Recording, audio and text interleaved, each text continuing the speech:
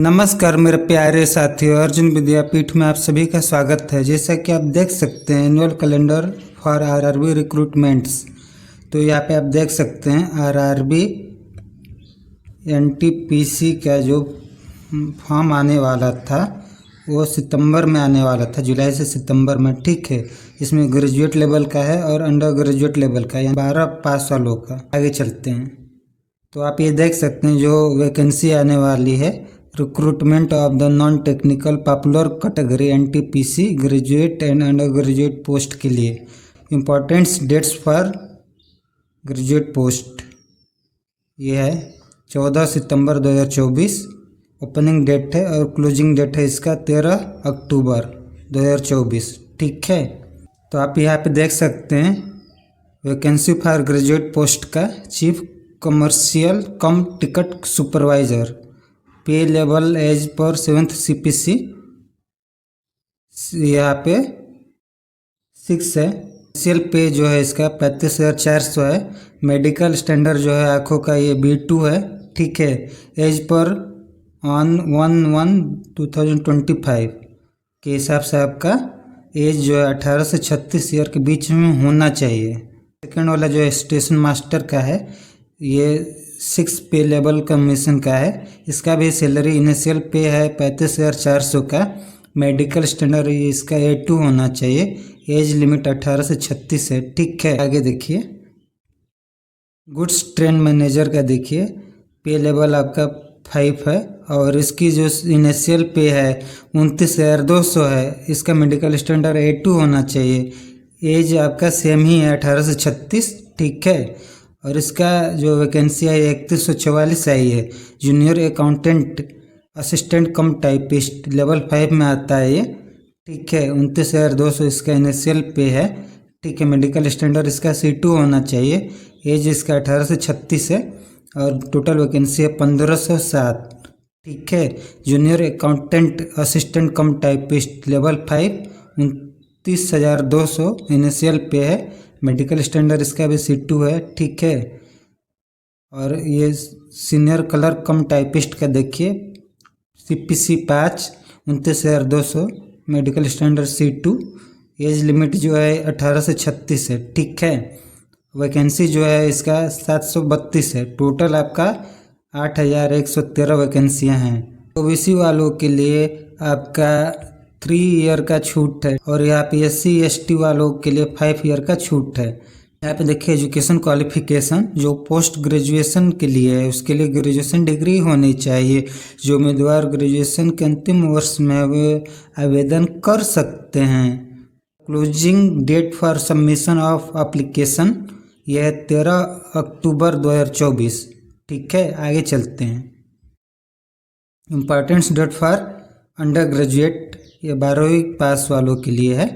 ठीक है, opening date है इसका 21 सितंबर है। ठीक है, और इसका closing date for submission application 20 October है। ठीक है, एज लिमिट देख लेते हैं। एज लिमिट जो है अंडर ग्रेजुएट वालों के लिए है। जनरल का 18 से 33 ईयर है। OBC का 18 से 36 ईयर है। ठीक है, 3 वर्ष की छूट है OBC वालों का।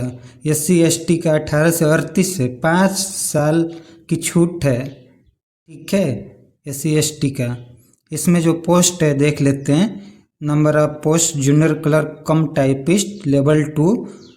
ठीक है, और अकाउंट क्लर्क कम typist level 2, junior time keeper level 2, commercial time ticket clerk level 3। ठीक है, जो इनिशियल पे है इसका देख लीजिए आप लोग। लेवल 2 का 19,990 है। लेवल 3 का आपका 21,700 है। ठीक है, age limit of graduate level 18, general का 18 से 36 है। OBC का 18 से 39 ईयर है, 3 साल का यहाँ पे छूट है। ठीक है, SC ST का 18 से 41 है, 5 साल छूट सहित है।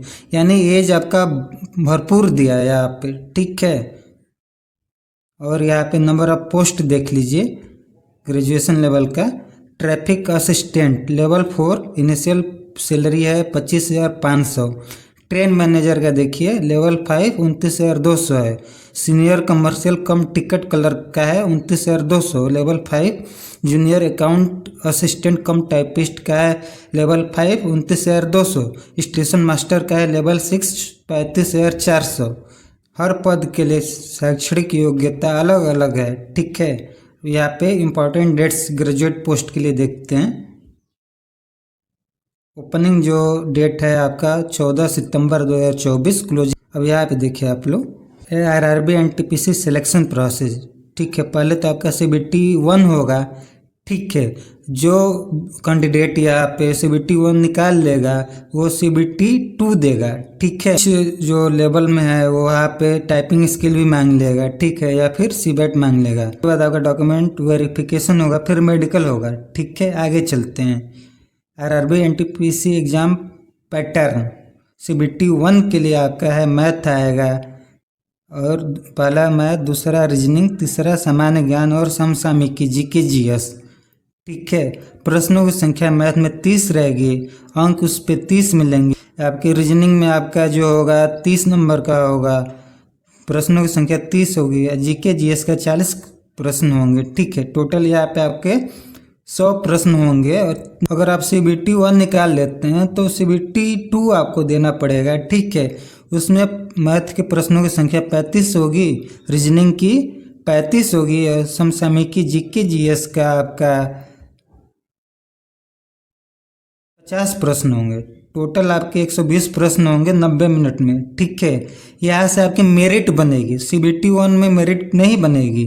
एक चीज़ और है कि हर एक लेवल पे अलग अलग प्रश्न पत्र होंगे, ठीक। बार हुआ था उस हिसाब से हुआ। तो सिलेबस देख लेते हैं। मैथ का जो सिलेबस है आपका, इसमें नंबर सिस्टम है, डेसिमल है, फ्रैक्शन है, LCM SCF है, अनुपात प्रोपोर्शन है, परसेंटेज है, मेंसुरेशन है, क्षेत्रमिति, टाइम एंड वर्क है, ठीक है। आगे देखिए टाइम एंड डिस्टेंस है, सिंपल एंड कंपाउंड इंटरेस्ट है, प्रॉफिट लॉस है, यहाँ पे एलिमेंट्री एल्जेब्रा है, ज्योमेट्री है, ट्रिग्नोमेट्री है, एलिमेंट्री स्टैटिक्स है। रीजनिंग में आपका एनोलॉजी है, अल्फाबेटिक सीरीज है, कोडिंग डिकोडिंग है, मैथमेटिकल ऑपरेशन है, सिमिलरिटी एंड डिफरेंसेज है, यहाँ पर रिलेशनशिप है, एनालिटिकल रीजनिंग है, सिलोजिज्म है, डायग्राम है, पजल है, डेटा सफिशिएंसी है, ठीक है। आगे देखते हैं।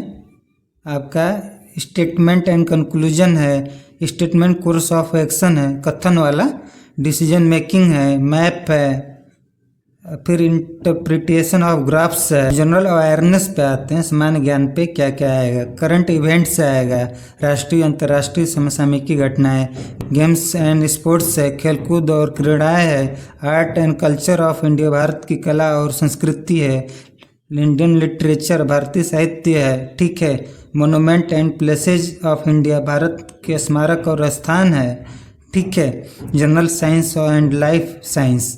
तो इसमें आप लोग देखिए क्लास आपका 9 और 10 की NCERT की जो बुक आती है ना, उसको आप लोग रट जाइए एकदम, साइंस की उसी से आएगा। पिछली बार उसी से आया था, ठीक है।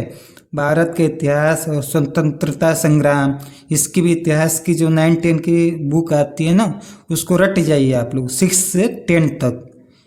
Physical and social economic geography of India and world, Indian polity है आपका, गवर्नेंस है, भारतीय राजनीति और शासन, संविधान और राजनीतिक व्यवस्था, ये कंप्लीट दिया है क्लास 11 की जो बुक लेंगे ना पॉलिटी की, NCERT की, ठीक है। उसमें कंप्लीट दिया है, उसको जरूर देखिएगा आप लोग, ठीक है। जनरल साइंस एंड टेक्नोलॉजी पे है, ठीक है। यहाँ पे आपको स्पेस एंड न्यूक्लियर प्रोग्राम पे फोकस करना है।